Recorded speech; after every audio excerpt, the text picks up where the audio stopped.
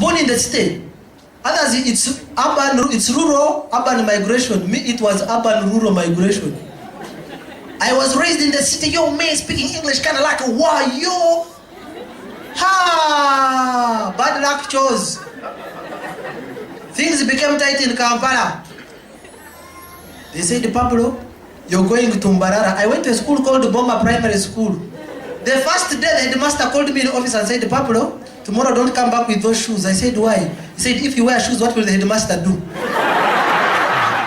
My real name is Kenneth Kimuli, but my friends call me Pablo. I got the name Pablo from a radio show I used to do in 2004. And it so happened that I was supposed to do the lighter side of news. And so when I came on air and I mentioned my name Kenneth, the program's director didn't like it. So, you know, Kenneth is not a name, it's not radio-like, it's blunt. I said, but it's my blunt name. I mean, that's the... I said, we need to sharpen it. So I said, all right, you give me any name as long as my paycheck comes through. And so the first name they ever gave me on radio was Mendez. And I said, okay, I'll take that up. The first time I was on air and I said Mendez, truthfully speaking, the first caller called me Mandaz. Now Mandaz means donuts. I went to the program's man and I said, I'm not about to be called food, so you better change that name. So there's something about Spanish names that she really liked. So she said, okay, you're not Mendez, you're Ricardo. I said, I'll pronounce that name today, but tomorrow I'll have forgotten it. What is Ricardo? So I said, okay, which name should we give you? So she thinks through and says, okay, let's give you Pablo. Pablo. I said, okay. So I go on the air and I said, I'm Pablo. Now, I used to act with a group, a comedy outfit called Theatre Factory at the time. And so the people used to listen to the radio show and hear me speak or watch me. Said, how come you sound like Pablo? And I said, yes, I'm the one who does the Pablo act on radio. I said, so you're Pablo. I said, no, I'm not Pablo, I'm Kenneth Kimuli. I just present as Pablo. I said, no, you are Pablo. And that was the last funeral rites of Kenneth Kimuli.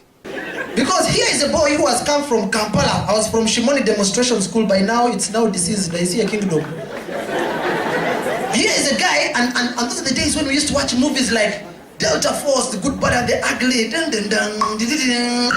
Alibaba and the 40 Thieves. I had movies in my head. I reached there. Those guys had no idea about Scooby-Doo. Their combination was about building. Have you now roofed? Imagine the guys are talking about roofing in the P4. When I joined Theatre Factory in 2003, I joined, it was a divine connection because I was a journalist. I'm a journalist by profession and a comedian by occupation. Now, how I'd gone to cover the story of a comedy outfit which had just started then. And people had no idea about comedy, and they were doing sketch comedy. So when I went there and I saw what they were doing, I was impressed. So one of the actors there, Kwezi Kaganda, is my cousin.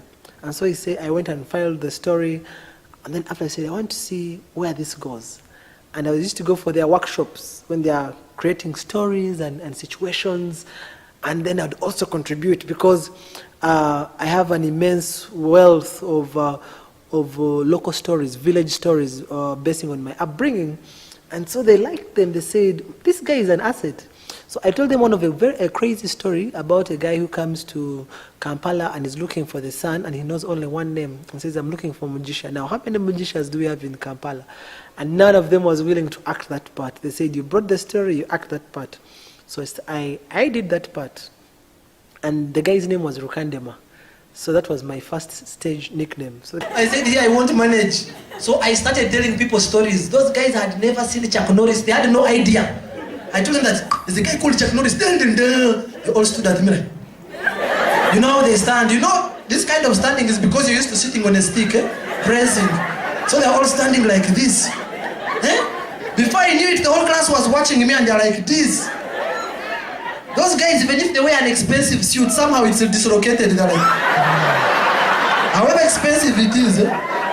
And I think the icing on the cake was when Mnet decided to have a stand-up competition, and of which I was privileged to have emerged as the winner and walked away with $10,000 and bragging rights as king of comedy.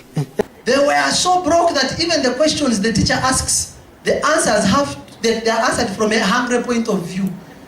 The teacher asked the student, "Yes, if you have 8 mangoes and you give out 6, how many do you remain with?" The person looked at him and said, "Are they ripe or raw?" So the teacher said, "Why are you asking?" He said, "If they are ripe, I'm sorry, I can't give out even one." I think my first time on stage as a stand-up comedian, first of all, I had no idea that it was even stand-up. Well, I knew that I was just a funny guy. And it didn't occur to me that, well, people have to laugh. I was just there to share what makes me happy. Yeah? And then the people would laugh. But then I started feeling the pressure when it became a permanent segment. And I had instructions from the director saying, you have to look for something to tell the people. So that pushed me into looking for material. I asked a good question. Did you die? We have what we call dying on stage in comedy. And once in a while, every comedian, once in a while, dies for several reasons. But the question is, do you resurrect? Then he asked another one. Tarema, if you have 500,000 in one pocket and 300 in another, what do you have? The boy said, pana, that's another person's trouser.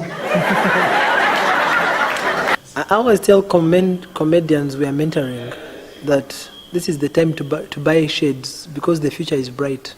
When I look at the comedians who are coming up, one, they are young, they are exposed in terms of technology. They also, those who are really into it, are investing time into research, and to me, that's the sign of a comedian who's going to make it in future. I started telling them Chuck Norris, all of a sudden, even the teacher was like, yeah, mama.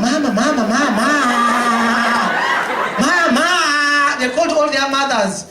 So I reached a point where Chuck Norris was about to kill the Arabs. Yeah! I stopped.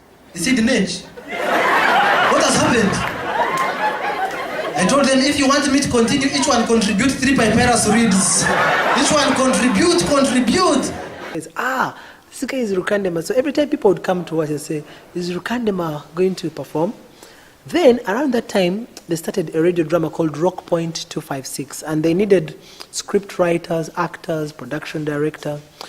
And so I went there as a script writer basing on my skills on creative writing. I did journalism, mass media, and creative writing. So because I had done creative writing, they took me up as a script writer. Now, around that time, it happened that the productions director of the radio drama had to go to the US for further studies, and they needed somebody who could adapt the English to other 5 languages, of which I was very fluent. And so they said, okay, since he can adapt them to those languages, let's make him the production director. Now, what does that mean to the theater world? It means that it becomes an 8 to 5 job. So that means I don't have time to rehearse with a theater factory. But remember, we had created a fan base who wanted to know, where is this Rukandema guy?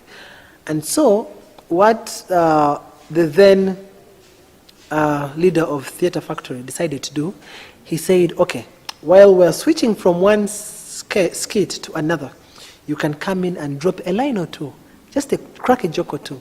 And that's what I would do. Reaching school, I said, now what next? Now making the math was the challenge. I had no idea. Those guys were experienced.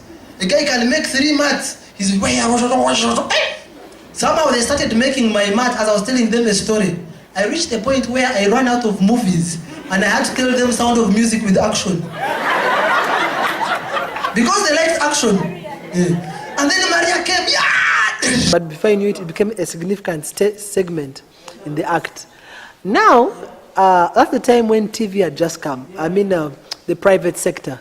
And one of the TVs that came around the time was NTV. And they started showing barbed wire. And they used to put my segment.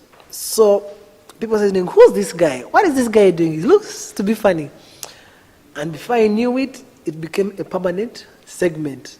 Now this is a stand-up comedian being made and he doesn't know it. At the end of the term, my math was declared the best because each one was yeah. They gave me a plastic plate as a present. Now I said, this plate? And I said, I want the math. The headmaster said, no. I think the headmaster took it.